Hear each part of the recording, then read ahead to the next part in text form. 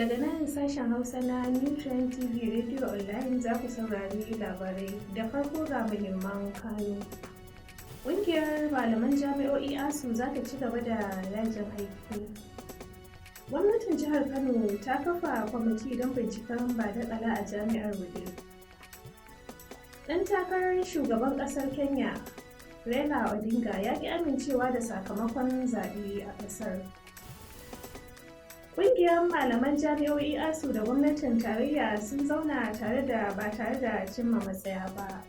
Malaman da suka yi yajin aiki sun gana da kwamitin Farfesa Mimi Briggs a ranar Talata a hukumar kula da jami'o'i ta ƙasa da ke Abuja, tare da fatan ganin an yi shawo kan matsalar.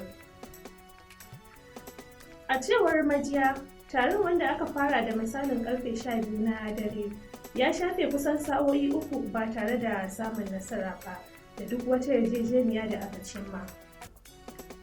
Malaman jami'o'in dai sun shiga yajin aikin ne tsawon mako 4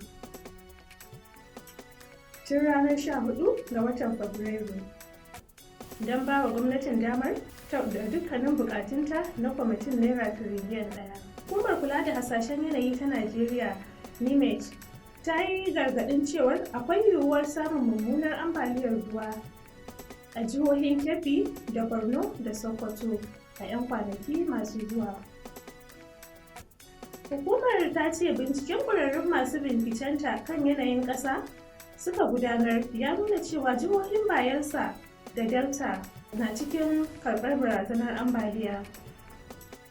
Shugaban hukumar na ƙasa Farfesa Mansur Matazu ne ya bayyana hakan a Abuja ranar Talata yayin wani jawabi ga manema labarai.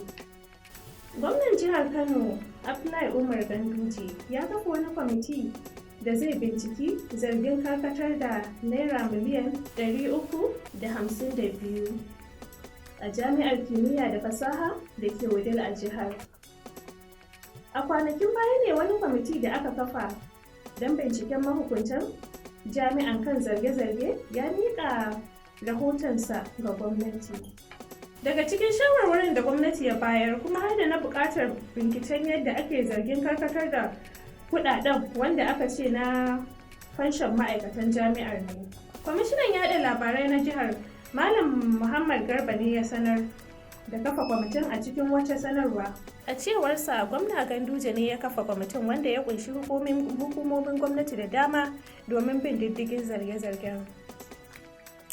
Gwamnan jihar Kano Abdullahi Umar Ganduje ya ce tun lokacin da ya hau mulkin jihar Kano yake kokarin ya samar wa matasa aikin yi domin dogaro da kansu. Gwamnan ya bayyana hakan lokacin da ya karɓi bakuncin ƙungiyar telolin jihar Kano. Wakilinmu na fadar gwamnati, Sadiq Muhammad Fage, na ɗauke da ci gaban rahoton.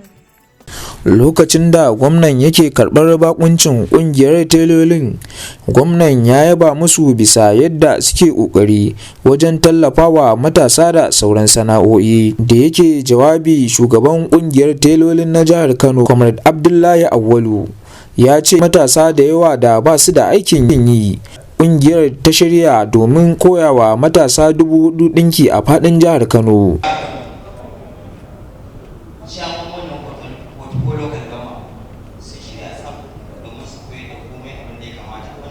A nasa ɓangaren gwamnan jihar Kano Dr. Abdullahi Umar Ganduje zai farfado da aikin yi, zai farfado da tattalin arzikin jiha, zai farfado da haba-haba ta ciniki. A yayin taron, Sanata Barau Jibrin ya ba da tallafin kekunan ɗinki guda 500 ga telolin jihar nan. Shi ma a nasa Abdulkarim AA Zaura ya ba da tallafin kekunan ɗinki guda 1,200. Sadiq Muhammad Fage, labaran New Trend.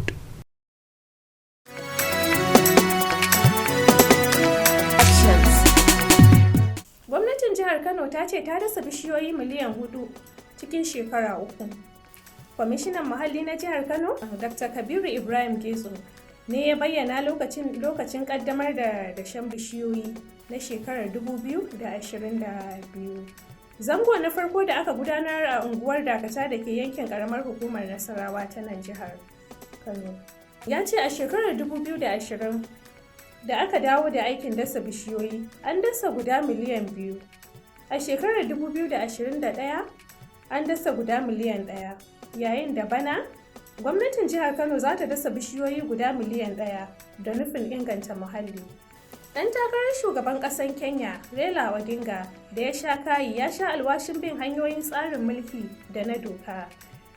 Biyo bayan ƙin amincewa da sakamakon zaben da ya bawa abokin hamayyarsa, William Ruto, nasara.